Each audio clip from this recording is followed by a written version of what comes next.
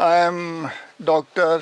Paramjit Singh Mavi, working as Director Clinics, Khalsa Veterinary College, Amritsar. Today's topic is role of nutrition on canine reproduction. Regarding introduction, the dogs are omnivorous, as the sheep and goat they are herbivorous. And adequate feeding is required for maintaining the good health, optimum reproduction.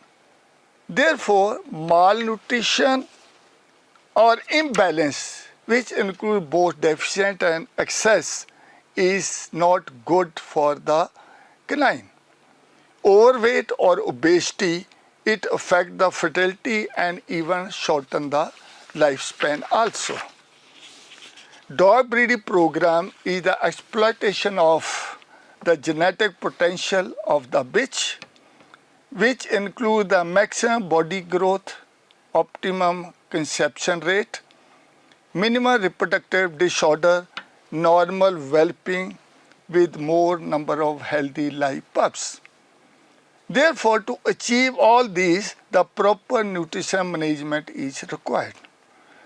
There is one terminology, BCS, Body Condition Score. It is 5-point system. 1 is very thin, 3 is the ideal body weight as per the breed, because the breed adult weight varies from 4 kg to 80 kg in different breeds. 5 is obese and it is more than 20% than the ideal body weight of that particular breed. Overweight, as in the school-going child also, most of the kids they are overweight or obese. Similarly here, if it is more than 10 to 50% of the ideal weight, then we categorize it as a overweight animal. So nutritional factors which are affecting the ova production, under or malnutrition, it delay the puberty, means the bitch will come to heat later in the life. It will lead to decrease sperm production in male dog, decreases the ova or egg production in the bitches, lower birth weight, neonatal mobility and mortality. It lead to early embryonic death, resorption, abortion and even stillbirth. Overfeeding, it lead to risk of dystocia, prolonged labor, lower ovulation, smaller litter size, inefficient milk production after whelping and the silent heat. Energy. What is energy? It is the resting energy requirement. It is calculated in kilocalories per day. The very simple formula to calculate the energy requirement of a dog, it is body weight in kg, multiply by 30, then add 70.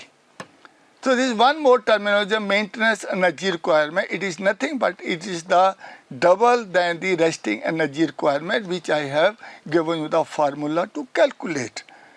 So average daily energy needs of the dog of different body weight is different. For example, if the dog is about 5 kg, its pregnant dog will require about 500 kilocalories. As in the human beings, adult human beings, it requires 2000 to 2200 kilocalories per day. Similarly, a dog weighing 40 kg, the pregnant dog, it will require more than 3100 kilocalories of energy. So 20% of the energy source should be from the carbohydrate. Next, main ingredient is protein. So 4 gram digestible protein per 100 kilocalories of maintenance energy requirement is required. So nutritional requirement being diverse in the animal depending upon the body weight. I have told you that the adult body weight varies from 4 kg to 80 kg. Then puppy, newborn puppy, its weight may vary from 120 gram to 550 gram. Lot of variation. So in the first 2 weeks, only mother milk is sufficient for the newborn puppy. And there is a rapid growth in the first 5 months of the pups. Pre-breeding nutrition, it is nothing, it is a flushing.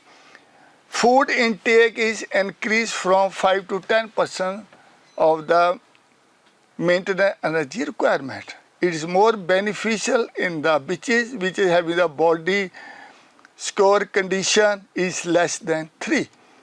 So, therefore, high plan of nutrition about 2 weeks prior to the breeding is beneficial as it increases the secretion of insulin, which lead to the more production of steroid hormones. Therefore, the 30% of the digestible protein should be the animal based. Source means it should be the animal source of protein. Omega-6 and omega-3 fatty acids are also beneficial in the pre-breeding nutrition. Growth and production, there are 4 stages. One is the growth, then the maintenance, then gestation period and the lactation. Orphan pups, where the bitch dies or where there is insufficient of production of milk by the mother, then what we give the starter milk, which contain 800 gram of milk. We add 1 yellow of the yolk, then about 6 gram of the steamed bone, which is the source of calcium and phosphorus, then little bit of vitamin A, D and citric acid. Supplements. Lot of pharmaceuticals, even we have experienced unnecessarily putting in the market the requirement supplements. But as per the species, this is not recommended in the normal cases. However, if excess of vitamin A, it causes the congenital defect, means there are defects which the new puppy got even before the birth. The vitamin D, it hinders the calcium mobilization. Over use of vitamin C, it interferes with the normal bone development. Calcium interferes with the calcium storage and it leads to eclampsia at the time of whelping. Therefore, there is no need of extra feeding of calcium, which is compensated simply by the increase in the quantity of feed. In the end summary, undernutrition, it leads to delayed in the exhibition of estrus in the bitches, higher neonatal mortality, lower puppy birth. Food requirement of the pregnant bitch in the last third of gestation is 40 to 70% more than the maintenance energy requirement. Lactating bitch energy requirement is 2 to 4 times than the maintenance energy requirement depending upon the number of pups in 1 liter. Dog food must contain lot of commercial foods are coming. We must ensure that it should contain 4 gram of digestible crude protein per 100 kilocalorie of the food. Again, 30% of the protein should be the animal source. Overfeeding should be avoided, which lead to obesity, lower conception rate, whelping complications. Therefore, the balanced food as per the stage of life lead to maximum reproductive efficiency of the breeding dogs. Thank you.